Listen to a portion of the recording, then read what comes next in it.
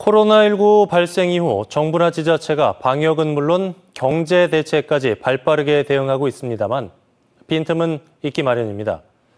가정 어린이집이 이런 사각지대 중 하나입니다. 이런저런 지원 기준에 못 미쳐서 도움을 받지 못하다 보니 위기를 버텨내기 어려워 보이는데 혹여 문을 닫게 되면 사태가 안정되더라도 보육 대란을 피할 수는 없습니다. 송혜림 기자입니다. 민간이나 가정 어린이집은 원화수만큼 국가 보육료를 받아 운영합니다. 하지만 코로나19 때문에 아이를 어린이집에 보낼 수 없기 때문에 운영비도 줄었습니다.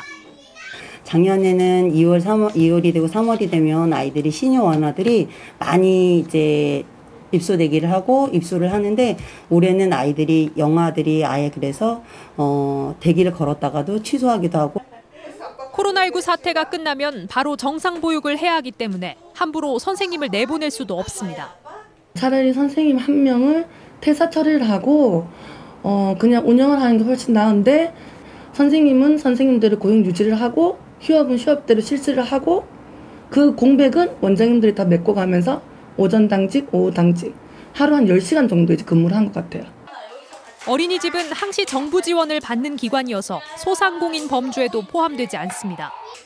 정부는 물론 지자체에서 마련한 다양한 소상공인 지원금도 신청할 수 없고 정책 대출도 막혀 있습니다.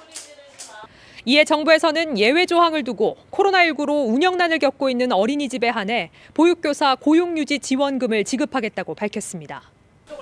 하지만 실제로 지원받는 건 거의 없습니다.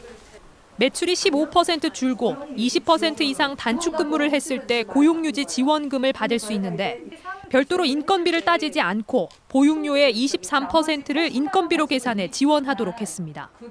줄어든 원생 수가 고용유지 지원금의 기준이 되는 셈이어서 교사 숫자를 유지하고 있던 어린이집일수록 피해가 큽니다.